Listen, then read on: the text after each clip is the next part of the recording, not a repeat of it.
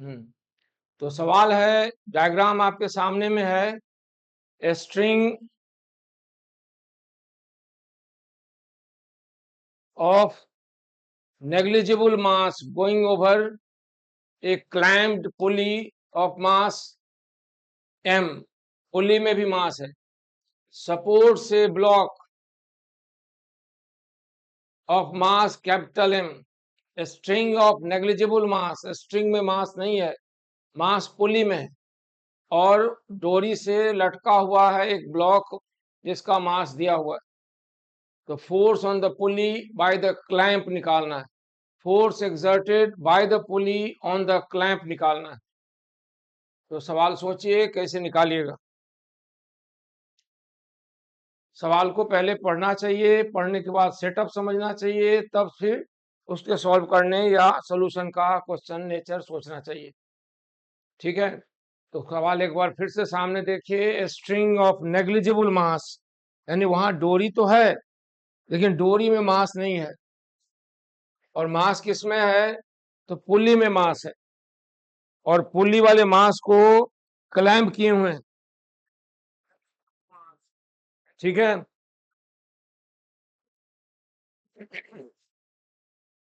Pulley वाला मास क्लैंप्ड है, और उस स्ट्रिंग से एक दूसरा मास सस्पेंडेड है, और उस सस्पेंडेड मास का के कारण हमें फोर्स निकालना है। कौन सा force, force exerted by the pulley on the force on the pulley by the clamp, clamp द्वारा लगाया गया फोर्स। अब इसका डायग्राम बनाते हैं, फिर सेटअप समझने का कोशिश करते हैं, फिर उम्मीद है आपको समझ में आ जाएगा, है ना। इसका डायग्राम बनाते हैं, फिर सेटअप समझने का कोशिश करते हैं।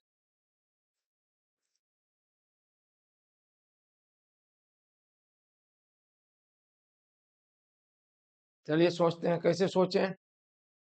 तो यहाँ पर इधर देखा जाए, ये है पुली,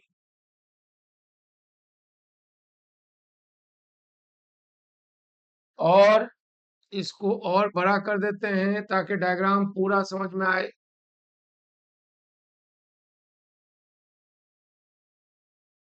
ये है पुली,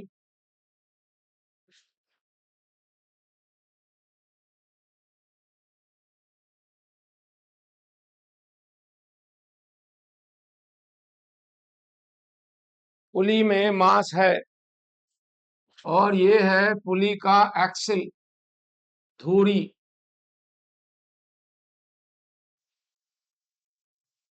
और इस पुली के एक वर्टिकल स्ट्रिंग सस्पेंडेड है इधर, और दूसरा स्ट्रिंग है जो रिजिड सपोर्ट से जुड़ा हुआ है।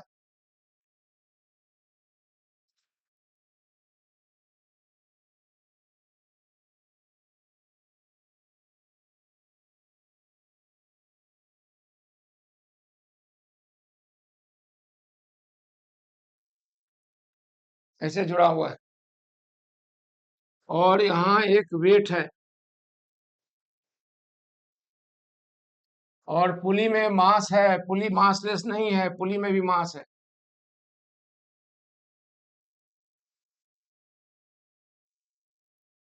तो सबसे पहले हम डायग्राम बनाएं इस ब्लॉक का।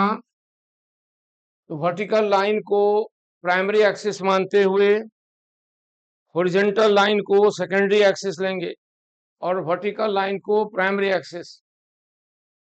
यहाँ होगा फोर्स ऑफ ग्रेविटी और टेंशन फोर्स टी, इतना ही टेंशन यहाँ भी होगा।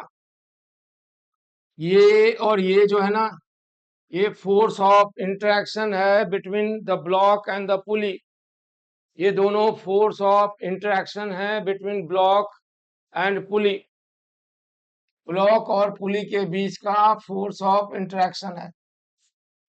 समझ रहे हैं? और यहाँ फोर्स लग रहा है टेंशन, और यहाँ भी फोर्स है टेंशन। अब थोड़ा सोचिए, चूंकि पुली रेस्ट में है लेकिन पुली में मास आ चुका है, इसलिए दोनों एंड पर टेंशन इक्वल नहीं लेना चाहिए। पुली में मास है, इसलिए दोनों टेंशन इक्वल नहीं लेना चाहिए। यानी यहां पर लेंगे T1 और ये टेंशन होगा T2। इसके अलावा पुली के सेंटर पर पुली का अपना वेट होगा। इसके अलावा और कौन सा फोर्स होगा, तो पुली एक्सर्ट करेगा फोर्स। पुली कैसे फोर्स एक्सर्ट करेगा, तो पुली का वेट होगा और क्लैंप द्वारा पुली पर फोर्स लगाया जाएगा। तो हम फ्री बॉडी डायग्राम बनाते हैं पहले किसका, इस सस्पेंडेड ब्लॉक का। तो सस्पेंडेड ब्लॉक का ग्रेविटी और टेंशन T1, तो T1 minus mg equal to 0, क्योंकि ये पुली नीचे नहीं जा सकता, तो T1 becomes equal to capital mg। ठीक है, और इस पर इस पुली का जब फ्री बॉडी डायग्राम बनाएंगे तो वर्टिकल लाइन इसको मानिए, हॉरिजॉन्टल लाइन इसको। एक तो पुली पर फोर्स ऑफ ग्रेविटी है स्मॉल mg, और टेंशन फोर्स T1 डाउनवर्ड और टेंशन फोर्स T2 लेफ्टवर्ड, और पुली द्वारा लगाया गया फोर्स जो एक्सिल रिएक्शन फोर्स होगा, जो अननोन है, जिसका वैल्यू नहीं मालूम है, इस पर लगता होगा। तो आपको इसे भी पता है फिजिक्स में, whenever you have to find an unknown vector, never try to find its component। जब भी का आपको अननोन वेक्टर पता लगाना हो तो उसका पता नहीं लगाएं, हमेशा उसके कंपोनेंट का पता करें। तो हम भी यहाँ कंपोनेंट का पता लगाएंगे और उसको नाम दे दिए NX। और ये अपवर्ड डायरेक्शन में पुली फोर्स लगाएगा, वो हुआ NY। ये और लेफ्ट के तरफ नहीं, यहाँ तो नहीं, ये तो गलत हुआ है, तो इसका बना रहे हम, तो पुली का ना बना रहे थे, तो पुली का यहाँ देखिए, यहाँ फोर्स होगा NX और ये वर्टिकली अपवर्ड होगा NY। अब एक इक्वेशन ये है पुली का वर्टिकल में equation, NY minus tension minus capital mg minus small mg पुली का वेट इक्वल टू 0। ये इक्वेशन नंबर 2 हुआ। और हॉरिजॉन्टल डायरेक्शन में NX minus T2 equal to 0, ये इक्वेशन नंबर 3 हुआ। अब कुल अननोन कितने हुए, तो T1 T2 NX NY, 3 equation हुए, 3 अननोन हुए, बल्कि 4 अननोन हो रहे हैं। NX और NY 2 और T1 T2 भी है 4। तो हमें निकालना है NX NY का रिजल्टेंट, तो इसके लिए T1 T2 के बारे में रिलेशन लाना पड़ेगा। तो आप देख रहे हैं T1 और T2 पुली पर लग रहा है और पुली को घुमाने की कोशिश करता होगा कौन, ये देखिए, ये है पुली और यहाँ पर एक फोर्स लग रहा है T1 और यहाँ पर इसका टॉर्क है, फोर्स होगा T2। T1 क्या कर रहा है, try to rotate in clockwise sense, and T2 try to rotate in anticlockwise sense. Radius दोनों का बराबर है और ये पुली रोटेट नहीं कर रहा है, रेस्ट में है। पुली रोटेट करे तब ना, पुली रोटेट नहीं कर रहा, मास है। आपको बताए थे कि अगर पुली में मास ले लें या डोरी में मास ले लें तो टेंशन अनइक्वल लेते हैं। हम अनइक्वल लिए भी यहाँ पर T1 और T1 और T2 एंड T2 लिए ना, लेकिन साथ ये भी है कि पुली रेस्ट में है, रोटेट नहीं कर रहा, कैसे करेगा। इधर वाली डोरी तो फिक्स सपोर्ट पर है, रिजिड है, और इधर फ्री है।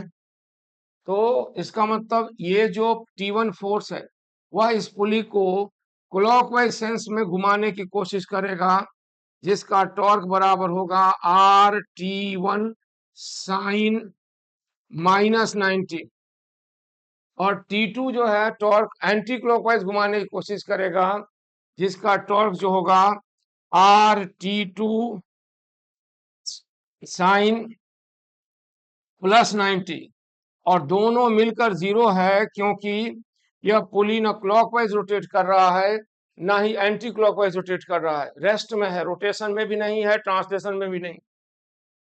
इसलिए इससे साबित हो गया कि T1 बराबर होगा T2 के।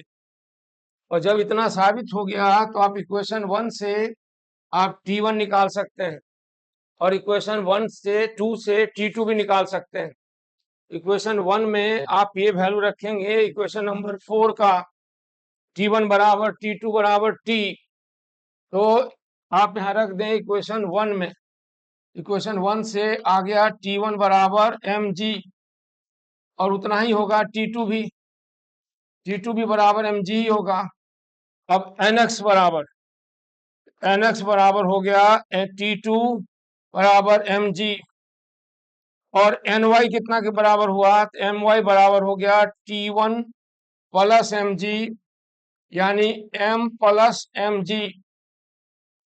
ये हो गया nx is the force, axial reaction force horizontal direction में, and ny is the axial reaction force in vertical direction.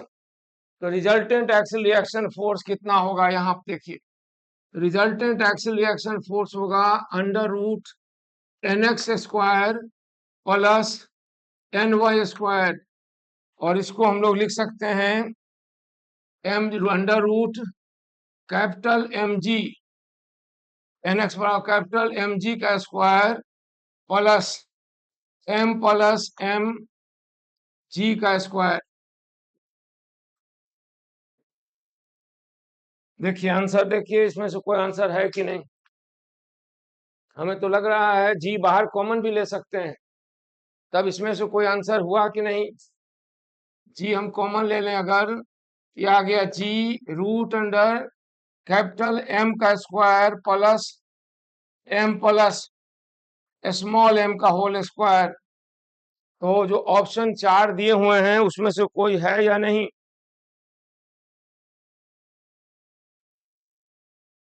बताइए, है ना। कोई आदमी मैसेज नहीं कर पा रहे हैं, अच्छा। ये 4 ऑप्शन दिए हुए हैं तो इसमें तो है ना, ठीक है। ये हमें तो ऑप्शन दिखाई दे रहा है, इसमें से कौन वाला है। ये आप कहेंगे सर चौथा और तीसरा में से कोई एक, तो यहाँ कौन सा लेंगे, चौथा कि तीसरा। यहाँ डी ऑप्शन है, इसका आंसर हुआ डी ऑप्शन। इस तरह सवाल इसको बनाते हैं, समझ में आया होगा उम्मीद है समझ गए होंगे, नहीं तो मैसेज कीजिएगा।